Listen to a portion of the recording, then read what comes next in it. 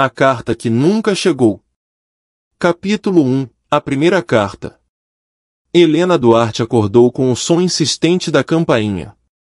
Era cedo demais para visitas e tarde demais para o tipo de vida que levava, uma mulher de 64 anos, viúva de um casamento longo e silencioso, mãe de um único filho que morava a 2 cidades dali e raramente ligava. O dia começava como todos os outros, cinza, arrastado, com o cheiro de café queimando e o som da chaleira se repetindo como uma lembrança. Quando abriu o portão, encontrou um homem magro, de boné amassado, o rosto enrugado e os olhos cansados de quem carrega mais do que deveria. O carteiro. Ele tirou o chapéu, olhou para ela com um respeito antigo e disse: Dona Helena Duarte. Sou eu. Acho que tenho algo que devia ter chegado há muito tempo. Das mãos dele, envelhecidas pelo trabalho e pelo tempo, saiu um envelope amarelado, dobrado nos cantos, o selo quase apagado. O papel tinha o tipo de desgaste que não se forja, o amarelado natural do que esperou décadas para ser lido. Helena segurou o envelope e sentiu o coração apertar de um jeito que não sentia há anos. Remetente, Ricardo Mendes. O nome caiu sobre ela como uma pedra jogada no fundo de um poço. 40 anos depois, aquele nome ainda tinha força suficiente para fazê-la perder o fôlego. Por um momento, ela achou que fosse brincadeira. O carteiro, um homem idoso, conhecido da vizinhança, sorriu com um ar constrangido. Encontrei num depósito dos Correios, senhora. Estava numa caixa de correspondências perdidas dos anos 80. Achei melhor entregar pessoalmente. Helena assentiu, incapaz de responder. Agradeceu com um fio de voz e entrou em casa segurando o envelope como quem carrega uma bomba. Na cozinha, sentou-se. O relógio da parede marcava 8h15, mas parecia marcando outro tempo. O envelope estava intacto, o lacre ainda firme, o nome dela escrito em caligrafia masculina, firme, com tinta azul. Abriu devagar, tentando não rasgar. Dentro, uma folha dobrada em 3 partes, escrita à mão. Leu de uma vez só, sem respirar. Helena. Chego ao entardecer. Leve apenas o essencial. Amanhã a gente começa de novo. R. A simplicidade da mensagem fez o mundo girar. Chego ao entardecer. Ele nunca chegará. Ela esperou.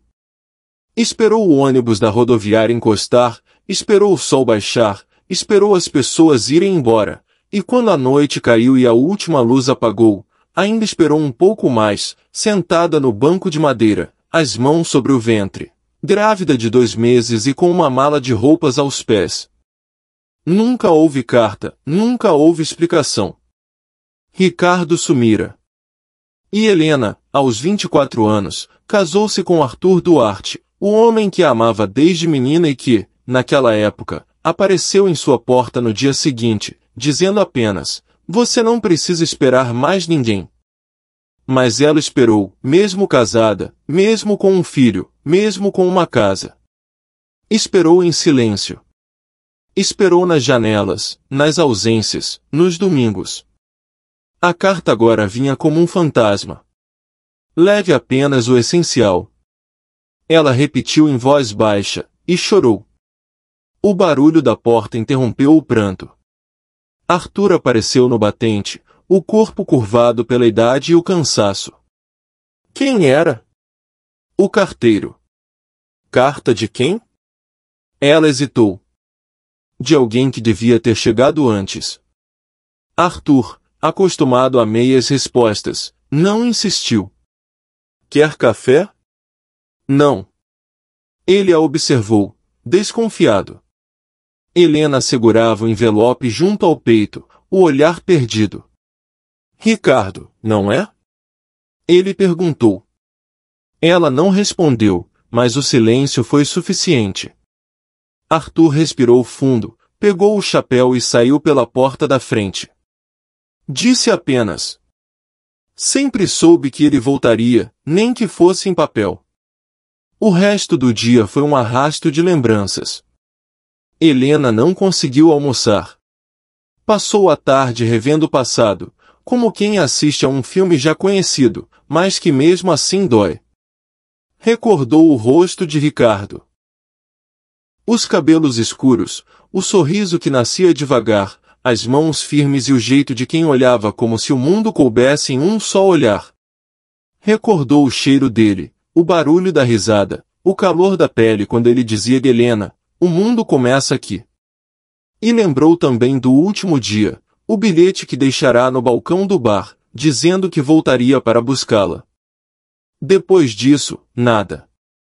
No fim da tarde, ela saiu de casa com a carta na bolsa. Foi até o velho carteiro, Orlando, que agora morava nos fundos de uma igreja. O encontrou sentado no banco do jardim, alimentando pombos.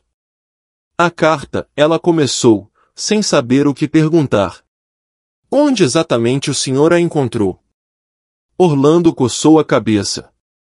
Num depósito antigo dos Correios, em Ribeirão. Estava junto de outras, num pacote datado de abril de 1985. Helena regalou os olhos. Abril. Isso. Todas do mesmo mês. Tinha várias cartas endereçadas a essa cidade. Inclusive uma, ele hesitou. Uma para o tal de Ricardo Mendes. Helena empalideceu. Do mesmo dia? Do mesmo dia. E o senhor ainda tem? Ele balançou a cabeça. Guardei comigo. Achei que talvez uma coisa tivesse a ver com a outra. Posso ver? Orlando tirou do bolso da camisa um envelope amassado, também amarelado. Achei que fosse coincidência, mas agora vejo que não é. Helena pegou o envelope com as mãos trêmulas. Reconheceu a letra de imediato. Era de Lúcia, sua melhor amiga na juventude. Aquela com quem dividira confidências, risadas e segredos, e que morrera 3 anos antes, sem nunca ter falado do passado. O coração de Helena acelerou. Posso abrir? É seu direito, respondeu Orlando, baixando o olhar. Ela rasgou o lacre com cuidado. Leu. Ricardo. Ela vai te esperar. Você sabe o que tem de fazer. O menino é seu. Eu cuidei de tudo. Só não diga nada a ela ainda. As mãos dela tremiam. O menino é seu. Helena encostou-se ao banco. As letras se embaralhavam. O menino. Seu filho. Marcos. O mesmo menino que Arthur jurava ser seu. O mesmo menino que nascerá 2 meses depois da partida de Ricardo. O mundo começou a rodar devagar. Lúcia sabia. Lúcia sempre soube. Está tudo bem, dona Helena? Perguntou o carteiro. Ela não respondeu. Apertou o envelope contra o peito, levantou-se e foi embora. Andou pelas ruas como um fantasma, as palavras ecoando na cabeça. O menino é seu. O menino. Marcos. Ao chegar em casa, encontrou Arthur sentado na varanda. O olhar dele era o mesmo de sempre, cansado, contido, quase resignado. Você sabia? Ela disse. Do quê? Que o Ricardo era o pai. Arthur demorou alguns segundos para responder. Eu suspeitava. E nunca me disse. Para quê? Helena riu, um riso que doía. Para me dar a chance de viver a minha vida, talvez. Eu te dei uma vida, Helena. Me deu uma mentira. Ele abaixou a cabeça. Eu te amava. Ainda amo. Então devia ter me deixado ir. Eu não sabia amar de outro jeito. Helena virou o rosto, tentando conter as lágrimas. A tarde já morria, o céu em tons alaranjados, e ela pensou na frase da carta, leve apenas o essencial. Talvez fosse isso que a vida queria dela agora, levar só o essencial, mesmo que tarde. À noite, sozinha no quarto, abriu a gaveta onde guardava memórias antigas. Dentro, um retrato de 1984, ela e Lúcia, rindo numa festa de bairro. Atrás, uma dedicatória escrita por Lúcia, a amiga que confia demais. A ironia queimou. Ao lado da foto, outra, Ricardo e ela, num piquenique, o olhar apaixonado e a promessa que nunca se cumpriu. Helena colocou as duas cartas lado a lado sobre a cama. Uma promessa e uma traição. Um homem que tentou voltar e uma amiga que o impediu. De repente, compreendeu que sua vida inteira tinha sido escrita por outras mãos. A carta que não chegou mudou tudo. E as que chegaram agora eram tarde demais para reescrever qualquer final. Antes de dormir, Helena fez algo que não fazia havia anos. Acendeu uma vela, colocou-a na janela e sussurrou, que o vento leve o que ainda precisa chegar. Na manhã seguinte, ao acordar, o fogo da vela já se apagara, mas havia a ser espalhada sobre o parapeito, como se o vento tivesse soprado de dentro para fora. Helena entendeu o recado. O passado voltará. E agora, ela teria que ouvir tudo que ele ainda tinha para dizer. Capítulo 2 – O Filho do Silêncio. Marcos chegou tarde naquela noite. O barulho do portão se misturava ao ruído do vento e ao som abafado de um cachorro distante. Helena estava sentada à mesa da cozinha, as duas cartas abertas diante dela, os olhos vermelhos e o rosto pálido, como quem ficou o dia inteiro conversando com fantasmas. Quando ele entrou, o olhar dela se levantou devagar, pesado, como se custasse voltar do passado. Mãe? Perguntou, largando as chaves da mesa. A senhora está bem? Ela demorou alguns segundos para responder. A voz saiu quase um sussurro. Senta aqui, Marcos. Preciso te mostrar uma coisa. Ele sentou. Helena estendeu o envelope. É uma carta que chegou hoje. Carta? De alguém que devia ter chegado antes. Marcos leu o remetente. Ricardo Mendes. Quem é esse? Helena respirou fundo. O homem que eu amei antes de casar com o seu pai. Antes? Antes, durante, depois, não sei mais medir o tempo quando se trata dele. O filho observou a mãe com um tipo de espanto silencioso. Nunca a ouvirá falar assim, nem sobre o pai, nem sobre ninguém. Ela sempre foi medida, reservada, quase fria, como se tivesse medo de sentir demais. Agora havia emoção em cada sílaba. Ele pegou a carta, leu a frase curta, chego ao entardecer. Leve apenas o essencial. E ficou em silêncio. O que isso significa? Perguntou. Que ele ia me buscar. E? Não chegou. Marcos devolveu a carta. E o pai sabia disso? Sabia. Como? Porque eu contei. E ele disse que se eu esperasse, perderia tudo. E perdeu? Helena sorriu sem humor, acho que sim. Ganhei uma casa, um marido, um filho, e perdi a minha própria história. Marcos não soube o que responder. A mãe parecia falar de outro tempo, de outra vida. Ele a olhou e percebeu que havia rugas que não conhecia. O silêncio entre eles era denso, como se o ar pesasse. E essa outra carta? Ele perguntou, apontando para o segundo envelope. Helena hesitou. Essa é de alguém que eu julgava minha melhor amiga. Lúcia. A madrinha? A mesma. Ela empurrou a carta até ele. Marcos abriu e começou a ler. Conforme as palavras avançavam, o rosto dele mudava. Primeiro confusão, depois incredulidade, por fim uma espécie de raiva muda. Ricardo, ela vai te esperar, mas você sabe o que tem de fazer. O menino é seu. Eu cuidei de tudo. Só não diga nada a ela ainda. Marcos parou de ler.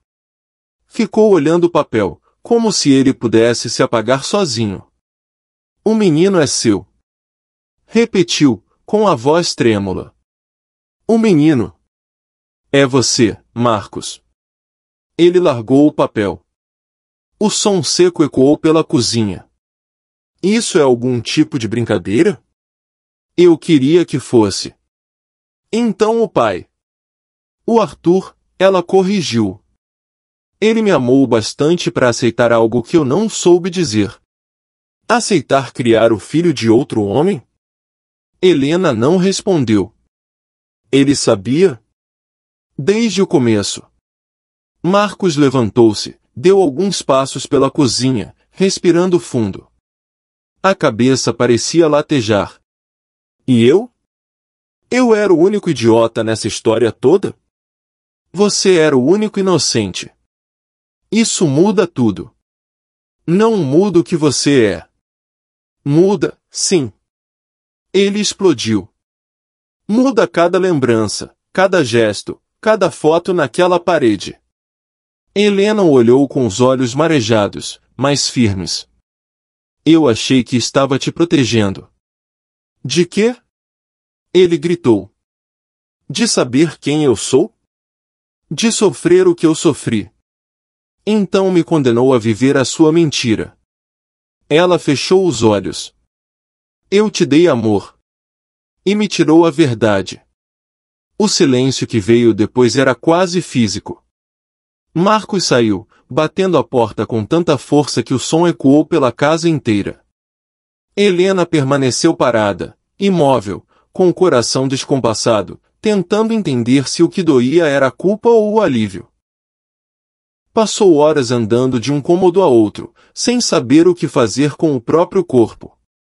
Quando o relógio marcou 3 da manhã, ouviu um som de carro do lado de fora. Foi até a janela. O portão ainda balançava, mas não havia ninguém.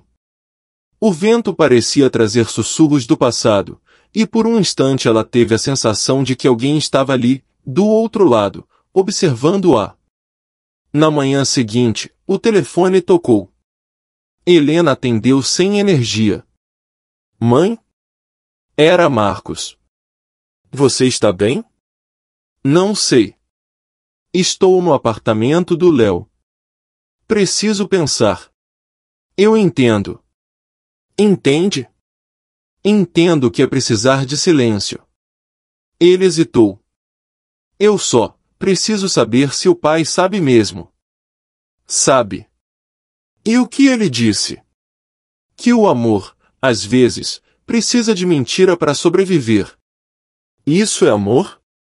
É a versão dele. Marcos ficou mudo. Eu volto amanhã. Helena suspirou. Estarei aqui. Desligou e ficou olhando o telefone, sentindo-se mais velha do que nunca. O som do relógio voltou a dominar o ambiente. Às 4 da tarde, ouviu o portão se abrir. Pensou que fosse o filho, mas era Arthur. Ele entrou devagar, o rosto tenso. Ele sabe. Disse, antes que ela dissesse qualquer coisa. Eu percebi. E você contou?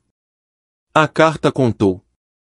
Sempre soube que aquele homem voltaria de algum jeito. Helena o encarou. Você pagou para ele ir embora, não foi? Arthur não respondeu. Diz a verdade, Arthur. Eu fiz o que achei certo. Certo para quem? Para nós. Nós nunca existiu. Existia você, sua culpa e meu medo. Ele passou as mãos no rosto, cansado. Eu tentei. Tentou me salvar de mim? Dele. Helena deu um passo à frente. E conseguiu? Não. O velho se virou e saiu. Helena ficou parada, olhando nada. No fundo, sentia pena dele. O amor que Arthur sentirá por ela era real, mas do tipo que sufoca, que aprisiona, que prefere ver o outro preso do que livre. E talvez ela também tivesse culpa, deixará-se prender por covardia. Naquela noite, revirou uma caixa antiga de fotos. Em uma delas, o rosto de Ricardo sorria ao lado de Lúcia. Estavam em uma festa junina, felizes. Atrás da foto, uma frase escrita por ele, para quando o tempo voltar. Helena sentiu as pernas fraquejarem. O tempo voltou, sussurrou. Passou o resto da madrugada escrevendo em um caderno velho. Não sabia bem o que registrava, talvez uma confissão, talvez um pedido de perdão.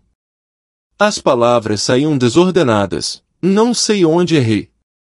Talvez tenha sido quando aceitei a ausência como destino. Talvez tenha sido quando deixei de perguntar. Talvez tenha sido quando me tornei mãe e deixei de ser mulher. No dia seguinte, acordou com batidas na porta. Era o carteiro novamente. Orlando. Desculpe incomodar, Dona Helena, mas achei mais uma coisa. Mais carta? Não. Um recibo. Ela franziu o senho. Recibo? Pagamento de 1985, em nome do seu marido. Helena pegou o papel pagamento de 30.000 cruzeiros, R. Mendes. Ela olhou, chocada. Ele pagou para ele sumir. Orlando baixou o olhar. Eu achei que a senhora devia saber. Helena sentou-se, o corpo sem força. As peças finalmente se encaixavam, o desaparecimento, o silêncio, o casamento apressado, o medo constante nos olhos de Arthur. Ele não a salvara. A comprará. Comprará o direito de ser o homem que ficou. Mais tarde, Marcos voltou. O rosto abatido, o olhar menos furioso, mas ainda magoado. Mãe, começou. Ela levantou a mão. Antes de falar, quero te mostrar uma coisa. Entregou-lhe o recibo. Ele leu, devagar. Então é verdade. Sim. Ele o comprou. Comprou o nosso destino. Marcos se sentou, incrédulo. O que a senhora vai fazer? Não sei. Talvez escrever outra carta. Para quem? Para ele. Ele tá morto, mãe. Eu sei. Mas as palavras sempre chegam. Nem que demorem 40 anos. O filho a olhou, e pela primeira vez sentiu pena. Aquela mulher que ele sempre viu como forte agora parecia tão pequena diante do passado. Eu vou te ajudar, disse, enfim. A encontrar o que falta. Helena assentiu. O que falta é sempre o que dói. Antes de dormir, ela deixou as 2 cartas sobre o criado mudo. A vela que havia apagado na noite anterior agora queimava sozinha, embora ela jurasse não tê-la acendido. O vento entrava leve pela janela, e por um instante, Helena teve a impressão de ouvir uma voz antiga, baixa, serena, sussurrando de algum lugar da memória. Amanhã a gente começa de novo. Ela sorriu, com lágrimas nos olhos. Amanhã, então. E pela primeira vez em muitos anos, dormiu sem culpa, apenas com saudade. Capítulo 3 – O preço do desaparecimento. Marcos acordou com o sol atravessando a cortina da infância, aquela cortina azul com pequenos barcos que Helena jamais trocou porque dizia que algumas coisas antigas amarram a casa no chão. Ele nunca tinha reparado como os barcos pareciam imóveis, presos num mar de tecido, e pensou que talvez aquilo fosse uma metáfora barata para explicar a própria vida, sempre em partida, mas parado no mesmo lugar. Desceu as escadas e encontrou a mãe na cozinha, mexendo o café com a atenção de quem revolve um segredo. O recibo do pagamento, Rua Mendes 30.000 cruzeiros, estava dobrado debaixo de um pires, como se precisasse do peso da porcelana para não voar.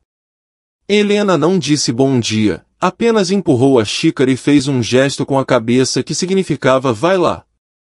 Marcos entendeu. Vai lá, fala com ele, quebra o vidro, pede as chaves de volta. Engoliu o café sem açúcar, porque o dia não permitiria doçuras, e saiu. Encontrou Arthur na varanda, encurvado num jornal que não lia. O pai decidiu que chamaria de pai porque chamar de Arthur seria um golpe a mais, e ele não queria fazer teatro. O olhou com a espécie de cansaço que dá na gente quando percebe que chegou a vez de pagar a conta.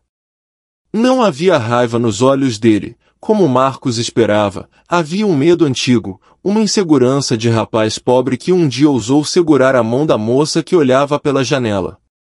Marcos respirou fundo. A carta chegou. Disse, sem rodeios. Arthur assentiu, devagar. E o recibo também. O velho fechou o jornal, como se encerrasse uma temporada. Eu sempre soube que vocês iam encontrar, murmurou. Por quê, pai? Arthur levou os olhos ao quintal, onde o pé de jabuticaba carregava frutos fora de época. Porque o tempo não sabe guardar nada direito, filho. Ele deixa pontas para fora. Eu quero ouvir da sua boca. Não de papel esquecido, não de boato. Da sua boca. O velho demorou. Quando falou, a voz veio áspera, como se raspasse de dentro. Eu paguei. Paguei para ele ir embora. Achei que era o único jeito de segurar sua mãe, de segurar você, de segurar qualquer coisa que não me escorresse pelos dedos. Eu não tinha nada, Marcos. Tinha só essa casa em promessa, um emprego na fazenda do meu tio e a vontade de fazer caber um mundo na minha mão fechada. E o mundo se chama Helena. E você, acrescentou, num fio. E o preço? Arthur encarou o filho pela primeira vez. Há preços que a gente paga com dinheiro e há preços que a gente paga com vida. Eu paguei os dois. E o dele? Marcos apertou a pergunta, porque às vezes o que quebra o silêncio não é o grito, é a insistência. Ele pagou com o quê? Com o desaparecimento, respondeu Arthur, quase sem voz. Mas eu juro que nunca mandei matar ninguém, nunca mandei sumir com ninguém. Eu só quis que ele fosse embora. O resto cresceu como erva daninha onde eu pensei que tinha só varrido a terra. Marcos percebeu que odiar Arthur seria simples, quase confortável. Difícil era aceitar que, por baixo do erro, ainda havia o homem que o ensinou a consertar torneiras, o homem que esperava no carro, com paciência, os treinos de futebol, o homem que nunca soube dizer eu te amo, mas fazia gestos que, no vocabulário torto dele, eram a mesma coisa. A dúvida o cortou. O senhor sabia do acidente? Arriscou. Fiquei sabendo semanas depois, por um peão da fazenda. Contou que achará. Em um carro no desvio da mina, mas que não deu em nada. Eu quis acreditar que ele tinha ido embora por vontade. Era mais fácil. Para quem? Para mim, respondeu, honesto de uma honestidade feia. E para sua mãe. Eu quis poupá-la de um cadáver. Achei que a ausência do corpo era mais leve que a presença da morte. Marcos não respondeu. O silêncio cercou como um cachorro grande, cansado, que deita no meio da sala e não deixa ninguém passar. Ele ouviu a própria respiração, rápida demais, e decidiu que precisava de ar. Desceu os degraus da varanda, atravessou o quintal e saiu pela lateral da casa, onde a rua parecia uma linha reta em direção a lugar nenhum.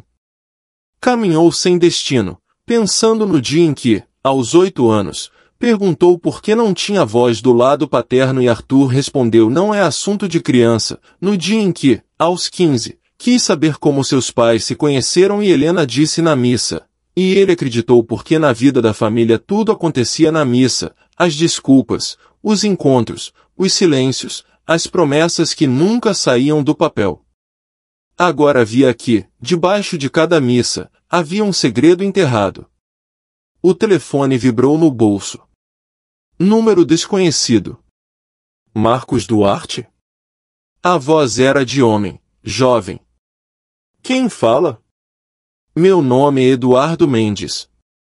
Acho que a gente precisa conversar. Marcos parou no meio da calçada, como quem leva um empurrão invisível. O sobrenome, Mendes, chegou como uma batida no vidro. Ricardo. Eduardo. O acaso tem mania de apresentar as contas nos piores horários. Sobre o quê? Sobre o meu pai. E, talvez, sobre o seu. Marcos respirou fundo. Onde você está? Na rodoviária. Cheguei agora. Eu trouxe, a voz se quebrou, eu trouxe uma coisa dele. Havia um banco de madeira na praça, sob a sombra capenga de uma árvore. Marcos sentou, ouviu o próprio coração dizer sim, depois não, depois um talvez que parecia um fio de linha. Eu te encontro aí em 15 minutos. Voltou até em casa, avisou Helena com um gesto curto. Eu sei, disse ela, e o eu sei das mães é uma espécie de telepatia. Arthur tentou dizer qualquer coisa, vai com calma, mas o filho não esperou. Pegou o carro e foi. A rodoviária tinha o mesmo cheiro de sempre, mistura de diesel, café forte e gente com pressa de ser outra coisa. Eduardo estava encostado num dos pilares, uma mochila nas costas, a postura de quem não sabe se deve pedir licença à própria vida. Tinha o cabelo escuro, os olhos castanhos e um jeito de ajeitar a alça da mochila que Marcos reconheceu de fotografias de um homem que nunca viu. Eles se olharam como irmãos que se encontram em outro espelho. Não se abraçaram. Não é assim que começam os reparos. Eu sou o Marcos. Eu, o Eduardo. Ficaram calados por um instante, medindo-se com um respeito inaugural. Obrigado por ter vindo, Marcos disse, porque alguém precisava dizer algo que não doesse. Obrigado por me atender, Eduardo devolveu, com uma lisura que não era cortesia, era pudor. Eu, só quero entender o que fizeram com o meu pai. Ou o que meu pai fez com ele mesmo. Eu cresci com uma versão e agora tenho pedaços de outra. Sentaram num banco. Eduardo tirou da mochila um envelope plástico, desses de proteger documentos, e dentro dele, um papel envelhecido, dobrado com cuidado. Isso estava numa caixa da minha mãe, junto com a certidão de óbito e uma carteira de trabalho. Ela dizia, não mexe aí, mas, ele sorriu de um jeito apagado, eu mexi. Marcos recebeu o envelope com as duas mãos. Dentro, uma carta com a letra que ele conheceria, ainda que não tivesse referências, aquela caligrafia firme, inclinada de quem empurra as palavras para frente. Leu devagar, se eu não chegar, não foi porque mudei de ideia. É porque não me deixaram. Diga a ela que o amor que tivemos é a única coisa que não consegue morrer. Se eu conseguir, chego ao entardecer, se não, prometo chegar de outro jeito. Marcos sentiu a garganta fechar. A imagem da mãe, sozinha no banco da rodoviária, ganhou o corpo inteiro. Ele tentou, disse, mais para si do que para Eduardo. Ele tentou até o fim. A carta é do dia 12 de abril de 1985, explicou Eduardo. No dia seguinte, registraram o acidente. A versão oficial diz que ele perdeu o controle numa estrada de terra, mas, apontou para o rodapé, alguém anotou a lápis, carro sem marcas de frenagem. Quem anotou? O irmão da minha mãe. Ele era policial. Morreu faz tempo. Pelos relatos, achou estranho e quis ir atrás, mas disseram para ele deixa isso quieto que é confusão de gente grande. Marcos se curvou sobre os próprios joelhos. Gente grande sempre foi eufemismo para gente com poder. Lembrou da fazenda, do desvio da mina, das histórias mal contadas de compra e venda de lotes, do tio de Arthur que fazia negócio. O estômago doeu. Você sabia de mim? Perguntou, por fim. Minha mãe falou de uma mulher com quem seu pai ia embora. Não disse o nome. Quando vi Helena Duarte num papel de inventário, juntei as coisas. Inventário. A palavra cortou como papel grosso. O que tinha nesse inventário? Eduardo abaixou a voz. Documentos de terras que não constavam no nome do seu avô, nem do meu. Nomes de terceiros. Inclusive o hesitou, do seu pai. Marcos fechou os olhos. O cérebro fez o que faz quando quer sobreviver, cortou o som da rodoviária, apagou o calor, isolou as frases. Abriu devagar. Você quer ir lá? Onde? Ao desvio da mina. Onde disseram que acharam o carro. Eduardo assentiu com a cabeça e algo no gesto, breve e firme, pareceu um acordo. Saíram da rodoviária com passos compassados, como se já tivessem ensaiado aquela cena e só agora lembrassem as falas. No caminho, Marcos ligou para Helena.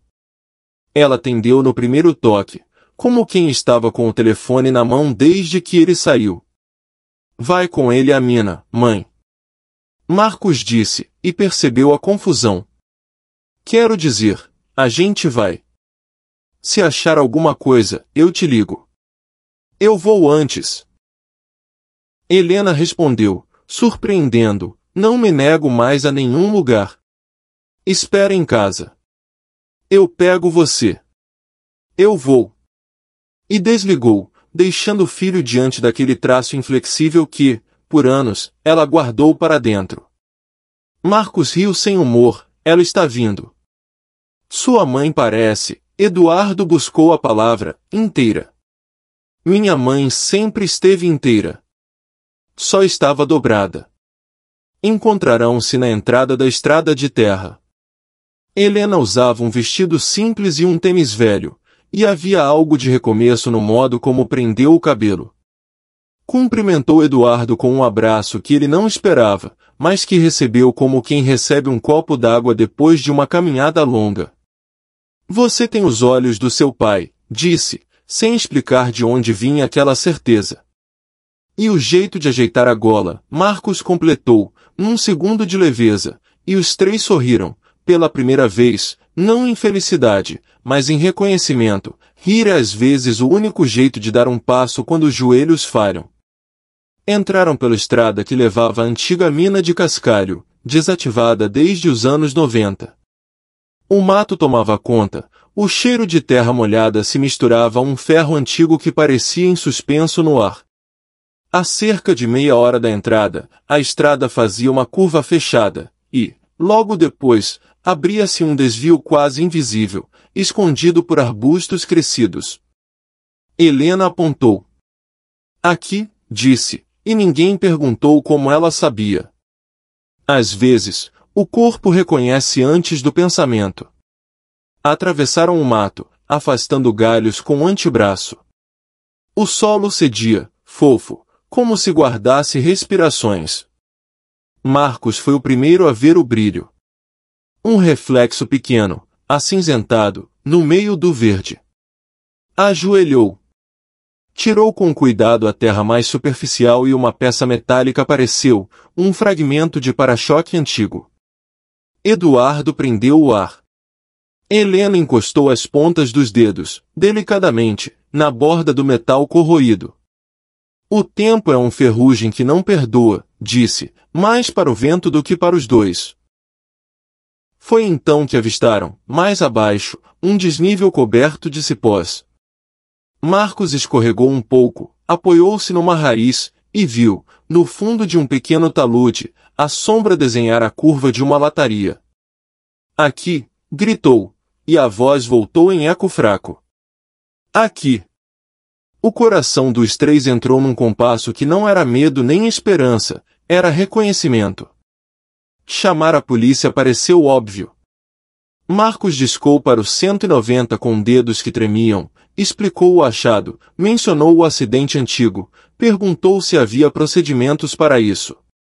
A voz do outro lado, burocraticamente gentil, disse que mandaria uma viatura e acionaria a perícia. Eles se sentaram numa pedra, sem tocar mais nada, sem dizer mais nada, olhando o alívio e a dor como se fossem duas pessoas se aproximando. A viatura chegou em meia hora com o delegado local, um homem magro, curioso, que achou interessante o fato de terem vindo parar ali. Eles contaram a história em pedaços, porque a história inteira não cabia num só fôlego. O delegado fez perguntas, olhou os documentos que Eduardo trouxera, pediu que não mexessem mais no local. Um dos peritos desceu com uma corda, iluminou com uma lanterna a parte mais funda, e voltou com o olhar alterado de quem acaba de olhar uma sombra que tem nome. Tem estrutura de carro aqui, sim. Antigo. Muito corroído. E, vacilou, um vestígio de tecido, talvez. Precisaremos de horas, dias. A palavra dias caiu como uma chuva fria. Helena assentiu, agradeceu com um aceno curto, e o delegado, numa humanidade discreta, ofereceu água e um banco de madeira trazido da viatura. Ficar ali já não era deles, era do Estado. A verdade, quando vir acaso, veste farda. Eles voltaram para o carro devagar, como se as pernas precisassem aprender a carregar a nova gravidade. No caminho de volta, ninguém falou por um tempo que pareceu justo. Foi Helena quem quebrou o silêncio. Eu queria pedir uma coisa. Os homens a olharam. Quando acharem o que for, não deixem que tirem daqui sem que eu esteja. Não vão tirar sem perícia, mãe. Eu sei. Eu quero estar quando me cherem no tempo. Em casa, Arthur esperava. O rosto dele, ao vê-lo chegar, era o de quem já recebeu a notícia, ainda que sem palavras. Marcos lhe contou, breve, direto, como quem faz o favor de poupar adjetivos. Arthur sentou-se, levou a mão à testa, ficou ali alguns minutos. Depois se levantou, foi até o quarto e voltou com uma caixa de sapatos. Entregou-a a Helena. Tem coisas que eu quis te mostrar 1000 vezes e não tive coragem, disse. Porque mostrar é admitir. Dentro da caixa, recortes de jornal da época, um mapa da fazenda com marcações em caneta, uma foto de Helena e Ricardo num São João que cheirava canjica, e um bilhete pequeno, quase ilegível, se não der, a gente tenta de novo, em outra vida. Helena sentiu uma raiva clara, limpa. Por quê, Arthur? Por que guardou isso tudo? Por que, ele segurou a palavra como quem segura um copo de cristal, porque, se um dia você quisesse me perdoar, eu queria que soubesse que eu também me amaldiçoei. Guardei para mim o que deveria ter sido seu, porque tinha medo do que você faria com a verdade. Eu te subestimei. E subestimei o nosso filho. Marcos respirou fundo. O desejo de gritar, de acusar, de cuspir verdades como facas, esbarrou num cansaço antigo. Não adiantava mais punir, adiantava reconhecer. Amanhã vamos à delegacia, disse. Eu, a mãe, e olhou para Arthur.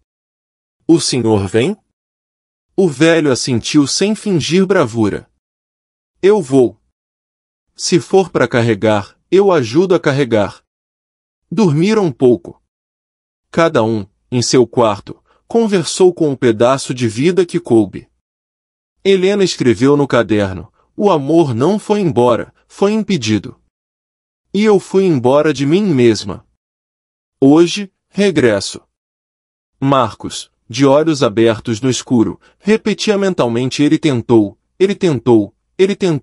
até a frase perder o sentido e virar apenas sons. Arthur orou como quem aprende tarde a rezar, não pediu perdão, pediu coragem para ouvir. De manhã, a delegacia tinha cheiro de papel e limpeza recente.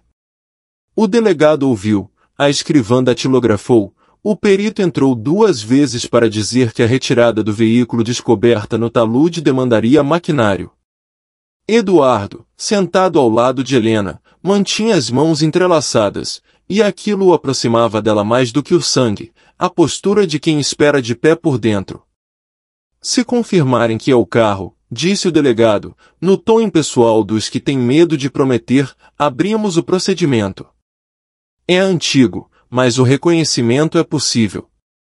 Um inquérito formal, mesmo sem responsabilização penal, pode devolver nome a quem foi coberto por poeira. Eu não quero vingança, Helena respondeu, e o delegado pareceu aliviado por alguém finalmente dizer a coisa certa. Quero lugar. Lugar? Lugar no mundo. Lugar na história. Lugar na nossa vida. Na saída, a cidade parecia outra, como se as linhas das ruas tivessem sido redesenhadas. Eduardo disse que ficaria alguns dias, num hotel simples perto da praça. Marcos insistiu que ele ficasse em casa. Helena não disse nada, mas seus olhos eram um convite. Eduardo aceitou com a timidez de quem não quer ser incômodo. À noite, jantaram os 4, Helena, Marcos, Eduardo e Arthur, e o prato simples, arroz, feijão, ovos fritos, teve gosto de ritual. Ninguém fez discurso, a mesa, ela mesma, falou. Em determinado momento, o telefone da sala tocou. Helena atendeu. Era o delegado. Retiramos parte da lataria. Achamos um medalhão preso na base do painel. São José. A voz dele murchou um pouco, tinha iniciais atrás, RM. Helena fechou os olhos. Um vento quente atravessou a janela, apesar da noite fria. Obrigada, disse, e desligou. Voltou para a mesa, tocou o ombro de Eduardo e o de Marcos, como quem batiza de novo, e sorriu pela primeira vez com os dentes de fora, um sorriso que carregava, por baixo, a dor de todas as perdas e por cima, a dignidade de quem não aceita mais desviar. Depois do jantar, quando todos foram dormir, Helena ficou na sala, sozinha. Acendeu a vela, colocou-a no parapeito e abriu a primeira carta, a que dissera chego ao entardecer. Leu em voz alta, baixinho, para ninguém e para todos. Ao terminar, escreveu a resposta numa folha qualquer, você chegou. Eu também. Dobrou, enfiou no bolso do roupão, e foi até a varanda. O céu estava limpo, a rua silenciosa, e por um instante ela pensou ter visto, do outro lado, na sombra da árvore, a silhueta de um homem encostado no poste, as mãos nos bolsos, um modo de inclinar a cabeça que ela saberia reconhecer mesmo de olhos fechados. Não chamou. Também não fugiu. Só respirou. A noite respirou de volta. No quarto, antes de deitar, releu um trecho do próprio caderno. O silêncio não foi escolha, foi o idioma que nos deram. Agora aprendemos outra língua. Apagou a luz, mas o corpo dela acendeu escuro adentro. Nenhuma vela precisava se manter acesa para que a casa guardasse calor. Na manhã seguinte, o telefone tocou cedo. O perito. Vamos erguer o veículo. Helena, Marcos e Eduardo foram. Arthur quis ir também. Helena assentiu sem rancor. No local, máquinas pequenas, homens de luvas, voz de comando. O carro subiu da terra como uma memória trazida à superfície. Era um fantasma de metal, sem forma nítida, mas com contornos suficientes para dar nome. No interior, além do medalhão, um envelope plastificado, prensado sob a estrutura do painel. O perito ergueu-o com pinça, como se tirasse um peixe delicado de um aquário. Leu, com o respeito devido aos mortos, para Helena Duarte. A vida, às vezes, escreve círculos que a gente demora a perceber. O que não chega por carteira chega por retroescavadeira. Marcos segurou o braço da mãe. Eduardo colocou a mão no ombro de Marcos. Arthur deu 2 passos para trás, como quem sabe onde termina. O perito entregou o envelope ao delegado, o delegado, a Helena. Ela não abriu ali. Guardou junto ao peito, agradeceu com a cabeça, e pediu licença. Ninguém contestou. A casa esperaria. A carta também. No carro, de volta, Helena olhou pela janela as árvores que passavam e pensou que, às vezes, o que nos salva não é a resposta, é a disposição de perguntar até o fim. A carta pesava pouco. O que pesava era o que ela prometia, a última dobra, a última voz, o último fio que faltava puxar para desatar o nó. Marcos dirigia atento, as mãos firmes no volante. Eduardo, no banco de trás, mirava a paisagem com a atenção de quem aprende de cor um lugar onde nunca esteve. Arthur, ao lado de Helena, respirava como quem finalmente aprendeu a fazer isso sem pedir desculpas. Chegaram. Helena subiu as escadas devagar, não por fraqueza, mas por respeito. Sentou-se à mesa, colocou o envelope diante de si, e por alguns segundos teve vontade de não abrir. Tarde demais para recuar. Passou a ponta do dedo pelo papel, reconheceu a letra mesmo antes de vê-la, e só então, com a calma de quem entende ritos, rompeu o plástico, soltou o lacre e desdobrou. A voz de Ricardo voltou, não pelo som, mas pelo jeito de deitar as palavras na página. Antes de ler, ela olhou para a porta. Marcos, Eduardo e Arthur estavam lá, esperando. Eu leio, disse. Mas leio primeiro para mim. Eles assentiram. Depois, para nós. Helena encheu os pulmões, como quem vai mergulhar. E mergulhou. Capítulo 4. A verdade em duas vozes.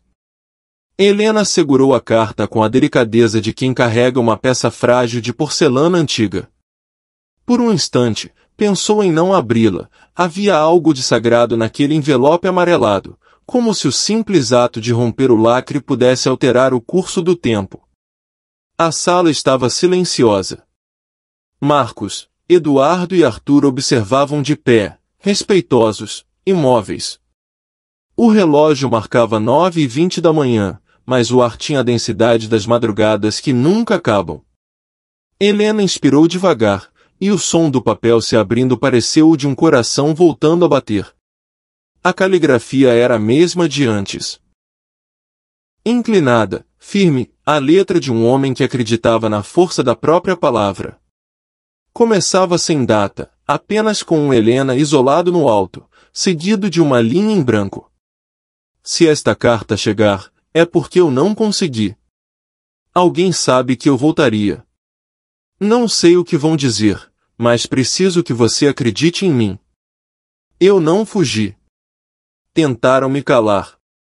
Não quero que viva com culpa. Se o nosso filho nascer, diga a ele que foi feito do amor mais honesto que eu conheci. Se eu não chegar ao entardecer, é porque o entardecer chegou antes em mim. Helena leu devagar, pausadamente, saboreando cada palavra como se mastigasse memórias. As lágrimas vieram silenciosas, mas não de dor, de constatação. Ricardo não a abandonara, fora impedido. A ausência dele era inocente.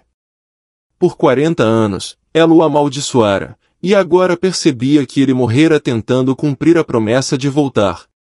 Passou a mão no rosto, ergueu a cabeça e disse, sem disfarçar a voz embargada. Ele tentou. Marcos aproximou-se. Mãe. Ela lhe entregou o papel. Lê. É direito seu. O filho obedeceu. A voz dele, rouca, encheu a sala. Eduardo escutava de olhos baixos. Arthur mantinha as mãos sobre os joelhos, apertando-as com força, como se quisesse impedir o corpo de tremer. Quando Marcos terminou a leitura, o silêncio se alongou até quase se tornar insuportável. Helena foi a primeira a quebrá-lo. A verdade está em 2 corpos, e os 2 desapareceram. Eduardo, com a voz trêmula, respondeu, um foi enterrado sem nome. O outro viveu sem alma. Arthur ergueu os olhos, cansado. E agora? Agora, disse Helena, a gente devolve o nome aos dois. O retorno à fazenda. À tarde, os 4 voltaram à fazenda para acompanhar a remoção completa do carro. O sol queimava, e o cheiro de gasolina antiga pairava no ar. Os homens do resgate trabalhavam em silêncio, atentos, enquanto o delegado observava. Quando o motor corroído apareceu à luz, Helena teve a impressão de ouvir o próprio coração ranger. Dentro do que restava do painel, uma correntinha com uma pequena cruz. Ela reconheceu. Era dele, sussurrou. Dei de presenteante. S de ele partir. Eduardo pegou o objeto das mãos do perito. Os dedos tremiam. Eu vi uma igual no pescoço da minha mãe, mas ela dizia que era lembrança da juventude. O delegado anotava, mas era um observador distante. Para ele, aquele caso era história velha, sem crime possível, sem culpado punível. Para Helena, não. Para Helena, era um parto tardio. Quando o carro foi finalmente içado, revelou-se um detalhe que ninguém esperava. Na lateral do veículo, escondida sob a lama seca, ainda era possível ler, em tinta quase apagada, 3 letras pintadas à mão, HD, as iniciais de Helena Duarte. Ela desabou. Não por fraqueza física, mas por saturação. Era como se o universo lhe dissesse, de uma vez por todas, que a história tinha dono. Ricardo fora até o fim. Eduardo se ajoelhou ao lado dela. Ele escreveu o seu nome, tia. Helena sorriu entre lágrimas. Então ele chegou.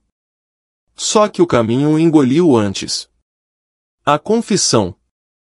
Naquela noite, ninguém quis dormir. Sentaram-se todos na sala, sem televisão, sem luz acesa, apenas a vela costumeira tremulando no centro da mesa. Arthur foi o primeiro a falar. Quando eu soube que o carro tinha sumido, eu entendi que o meu silêncio tinha virado crime. Mas eu calei. Achei que um dia tudo se apagaria. Helena observou com um olhar que misturava pena e desprezo. Você podia ter dito. E o que você teria feito? O que fosse preciso. Arthur suspirou. Eu era covarde. E covarde não escolhe, só se esconde. Marcos, encostado na parede, falou baixo. Covarde não é quem tem medo, pai. É quem faz os outros carregarem o peso do medo. Arthur fechou os olhos. Eu não sei se dá tempo de consertar. Helena respondeu com uma calma que assustava. Consertar é palavra de quem ainda quer salvar o objeto. Nós estamos aprendendo a enterrar. Eduardo, calado até então, tirou do bolso uma pequena folha. A outra coisa. Achei entre os papéis do meu pai, o comprovante da compra de um terreno. Em nome de terceiros. Marcos pegou o documento. A assinatura é do senhor, pai. Arthur assentiu. Eu mesmo fiz o papel. Era para esconder a fazenda do tio, para não pagar imposto. Ele me usou como laranja. E quando Ricardo descobriu, ameaçou denunciar. Por isso mandaram ele embora. Eu só fui o homem que fechou a porta. Helena respirou fundo. Então foi isso. A mentira que sustentou todas as outras. Foi. Ela olhou para o marido como quem olha um estranho. Você sabe o que é ironia, Arthur? Não sei mais nada. Ironia é o homem que quis me salvar do escândalo acabar sendo o autor do maior de todos. A noite de vigília. Quando os 3 homens foram dormir, Helena permaneceu acordada. Pegou o caderno e começou a escrever. As palavras vinham sem ordem, mas com precisão. O silêncio também tem som, e o som é o da gente tentando se perdoar. Eu perdoo o que posso, o resto deixo para o vento. Depois, colocou o caderno sobre o peito e fechou os olhos. Por volta das 3 da manhã, Marcos acordou com o barulho da porta se abrindo. Encontrou a mãe sentada na varanda, olhando o escuro. Não consegui dormir, ela disse. Parece que a noite tem vozes. Ele sentou ao lado. A senhora não tem medo? Não. Quando a verdade chega, o medo fica pequeno. E o que a senhora vai fazer com ela? Contar. Para quem? Para a cidade inteira, se for preciso. Para que a história não fique muda de novo. Marcos olhou o céu e pensou no pai biológico, um homem que nunca conheceu e que agora parecia estar em tudo, no vento, nas folhas, nas rugas da mãe. Ele te amava tanto assim, mãe? Helena sorriu. O bastante para morrer tentando voltar. Ficaram ali, lado a lado, até o amanhecer tingir o horizonte. O memorial. Nos dias seguintes, a cidade inteira soube da descoberta. Jornais locais noticiaram caso antigo reabre ferida na família Duarte. Repórteres bateram à porta, curiosos por um drama que rendia manchetes. Helena recusou entrevistas, mas aceitou uma. Para o colégio onde dera aulas de literatura por 30 anos. A antiga diretora, emocionada, perguntou se ela permitiria que o caso fosse tema de uma aula sobre memória e verdade. Helena consentiu. A escola organizou uma cerimônia simbólica. Plantaram uma árvore no pátio, com uma placa simples, em memória de quem voltou tarde, mas chegou. Durante o evento, Marcos discursou. Falou pouco, mas falou com firmeza. Aprendi que o silêncio é uma herança pesada. Hoje devolvemos à nossa família o direito de falar. Eduardo, ao lado, segurava uma fotografia de Ricardo sorrindo. Helena observava tudo de longe, emocionada. Arthur não compareceu, o corpo já lhe cobrava demais, mas mandou um bilhete curto que Helena leu de madrugada. O barulho do arrependimento é o som mais alto que já ouvi. O perdão. Naquela mesma noite, Helena entrou no quarto do marido. Ele estava deitado, pálido, o olhar perdido no teto. Vim te dizer que te perdoo. Por quê? Porque quero morrer leve. Arthur tentou sorrir. E se eu não merecer? Ninguém merece nada, Arthur. A gente aceita. Ela sentou-se na beira da cama, segurou-lhe a mão. Ele fechou os olhos, e pela primeira vez em décadas, não havia entre eles ressentimento, apenas cansaço. No dia seguinte, Arthur não acordou. Morreu dormindo, com a mão ainda sobre o peito. O rosto sereno, como quem finalmente descansou depois de carregar o peso de uma vida inteira. Helena não chorou no enterro.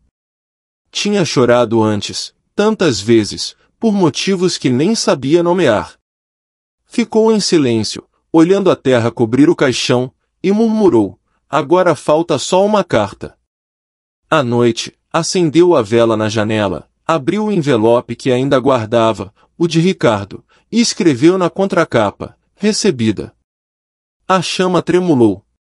O vento entrou pela fresta da cortina. Helena sentiu um arrepio leve, como um toque no ombro. Talvez fosse o ar, talvez fosse ele. Sorriu, fechou a janela, e disse para si mesma, a história enfim aprendeu a falar. Capítulo 5. A carta que finalmente chegou. O outono chegou com o som dos ventos longos e um tipo de quietude que não era tristeza, mas uma forma madura de paz. A casa de Helena agora parecia outra, menos densa, menos sombria, como se o ar circulasse de um jeito mais leve. Depois do enterro de Arthur, ela passou a levantar mais cedo, abrir as janelas, regar o jardim, conversar com as plantas. Às vezes, ria sozinha, e quando alguém perguntava o motivo, ela dizia que estava respondendo a pensamentos atrasados. A cidade, que durante semanas comentara o caso, já começava a esquecê-lo. Mas dentro dela, nada havia sido apagado. Marcos e Eduardo visitavam-na com frequência. Aos poucos, o vínculo entre eles cresceu, sem esforço. O silêncio constrangedor dos primeiros encontros se dissolveu na rotina simples, cafés compartilhados, tardes de conversa, pequenas tarefas feitas a quatro mãos. O tempo, quando se permite, costura feridas com uma linha invisível. Helena observava os dois e via, neles, os dois homens que amaram em momentos diferentes da vida, o que lhe deu o amor e o que lhe deu o nome. Certa manhã, enquanto arrumava o quarto de Arthur, encontrou uma pasta entre as gavetas. Dentro, papéis antigos, anotações, recortes de jornal. No meio deles, uma folha dobrada com o título Relato para quando eu não estiver mais aqui. Era a caligrafia dele, tremida, mas legível. Sentou-se na cama e começou a ler. Helena, sei que um dia você vai encontrar isso. Quero te contar o que não consegui dizer. Eu não mandei matar ninguém. Eu só fechei a porta. Mas quando a porta se fecha demais, o mundo acaba sufocando lá dentro. Eu vivi com medo de perder você, e o medo é o pior tipo de amor. Fiz tudo errado tentando acertar. Se puder, não me carregue com raiva. Carregue com o mesmo silêncio que carregou o resto da vida. O silêncio também é uma forma de dizer me perdoa. Helena dobrou a folha com cuidado e a colocou no bolso. Havia dor, sim, mas também gratidão. Entendeu, enfim, que o perdão não é o contrário da culpa, é a sua continuação. À tarde, foi até a igreja. O padre local, um homem jovem e tranquilo, a recebeu com respeito. Ela explicou que queria fazer uma missa de agradecimento, não de luto. Agradecer pelo que? Perguntou ele. Pelo que chegou, respondeu. O memorial do entardecer. 2 semanas depois, a praça da cidade se encheu. O colégio organizara uma homenagem simples, mas sincera. No centro, um banco de madeira e uma pequena placa com os nomes: Ricardo Mendes, de 1957 a 1985, e Arthur Duarte, de 1948 a 2023. Abaixo, uma frase escrita por Helena: às vezes, o amor chega tarde, mas chega inteiro. O evento não foi apenas uma homenagem pública, foi um ritual de encerramento. Marcos e Eduardo discursaram juntos. Marcos falou da coragem de ouvir verdades, Eduardo da força de reconhecê-las. Quando Helena subiu ao pequeno palanque improvisado, a praça silenciou. Ela respirou fundo e começou. Passei 40 anos esperando uma carta que nunca chegou. E quando chegou, trouxe junto todas as outras que eu não sabia que existiam. Descobri que a espera, quando é longa demais, deixa de ser esperança e vira casa. Eu morei nessa casa por tempo demais. Hoje, saio dela. Não para esquecer, mas para viver com o que ficou. O vento soprou forte, levantando algumas folhas secas. Helena sorriu. O vento tem sido meu carteiro preferido, acrescentou, arrancando um leve riso da plateia. Depois da cerimônia, ela caminhou até o campo onde haviam encontrado o carro. O local estava limpo, a terra nivelada, e uma pequena cruz de madeira marcava o ponto exato. Depositou flores e um envelope novo. Dentro, havia uma carta escrita de próprio punho. Ricardo. Hoje o sol se pôs do jeito que você prometeu. Levei apenas o essencial, nossa lembrança e o perdão. Você me ensinou que o amor não é o que acontece, é o que permanece. Chego agora ao mesmo entardecer que você tentou alcançar. Demorou, mas cheguei. H. Quando o vento soprou, a terra moveu-se levemente sobre o envelope, cobrindo. Helena olhou o horizonte. Pela primeira vez, não sentiu saudade como ausência, mas como companhia. O último domingo. Os domingos voltaram a ter cheiro de bolo e som de conversa. Helena convidava os 2 filhos, agora os chamava assim, sem distinção, para almoçar. Falavam um pouco sobre o passado, preferiam rir do presente. Às vezes, Eduardo trazia a filha pequena, e Helena passava horas com a menina no colo, contando histórias de uma época que parecia inventada. Numa dessas tardes, enquanto Marcos lavava a louça e Eduardo ajeitava o portão, a neta adormeceu no sofá. Helena a observou dormir e sentiu o coração se aquietar. A vida não apaga, recicla, pensou. E entendeu que o amor de Ricardo continuava ali, não nos papéis ou nas lembranças, mas no sangue misturado dos 2 rapazes que agora riam na cozinha. À noite, quando todos se despediram, ela ficou sozinha.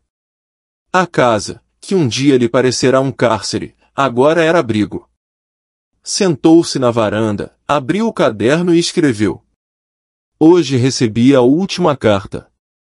Veio sem selo, sem remetente, sem papel, chegou no riso dos meus filhos, no sono da minha neta, no barulho do vento batendo na janela. A carta que nunca chegou chegou, enfim. Epílogo. Meses depois, no início do inverno, Helena adoeceu. Nada grave, apenas o corpo que começava a cobrar os atrasos de uma vida longa. Passava os dias deitada, lendo, ouvindo o rádio, escrevendo pequenas memórias. Uma manhã, Marcos foi visitá-la e a encontrou sorrindo, com uma folha nas mãos. "O que é isso, mãe?" perguntou. "Um presente que o tempo me trouxe." Entregou-lhe a folha. Era uma cópia da última carta de Ricardo, que ela mantinha ao lado da cama. Embaixo, Helena escrevera uma nota recente, em letra firme. "Ricardo. Você disse que se não chegasse ao entardecer, chegaria de outro jeito. Chegou no tempo certo. Eu te encontrei no rosto do nosso filho e no riso do outro. O amor nunca atrasou. Fui eu quem adiantou a despedida." Marcos leu em silêncio, engolindo o choro. Quando levantou os olhos, Helena dormia. Respirava devagar, tranquila. Deixou-a descansar e saiu do quarto. Horas depois, quando voltou, ela ainda estava na mesma posição, o rosto sereno, a carta sobre o peito. No funeral, não houve tristeza. Apenas um sentimento coletivo de fechamento, como se a cidade inteira tivesse respirado junto com ela pela última vez. A missa foi breve. Eduardo leu um trecho da carta de Ricardo, Marcos, a última anotação da mãe. Quando terminou, um vento atravessou a igreja e apagou as velas do altar. Ninguém se assustou. Todos sorriram. Helena foi enterrada ao lado da cruz de Ricardo, no mesmo campo. Marcos colocou sobre a terra um envelope branco, sem nome, sem selo, apenas a palavra "chegou". O vento soprou forte, levantando poeira e pétalas, e, por um segundo, pareceu que 2 figuras caminhavam lado a lado, indo em direção ao entardecer. Talvez fosse ilusão. Talvez fosse a vida se despedindo de quem, finalmente, aprendeu a chegar. E assim terminou a história da mulher que esperou 40 anos por uma carta. Não foi o papel que salvou Helena, foi a espera transformada em perdão. Algumas cartas demoram porque o carteiro é o tempo. Outras, porque o destinatário ainda não aprendeu a ler o que sente. Mas todas, um dia, chegam. Sempre chegam. Fim.